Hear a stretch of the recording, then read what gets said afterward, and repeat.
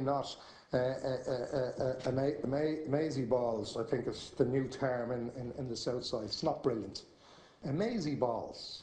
There you are. That's a new term for you. Well, it's not in the west side where I live. So. Anyway, there are fundamental in it. Oh, she might have heard it. Oh no, I'm only saying new terminology for fantastic or brilliant is Amazeyballs. So there you are. She hadn't heard it either. But anyway, we'll have a discussion on that another time.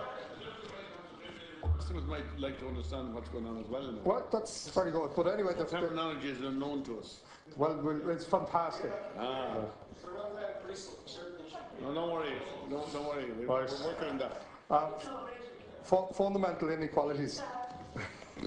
Fundamental inequalities are left unaddressed despite the original proposals you made in October 2011.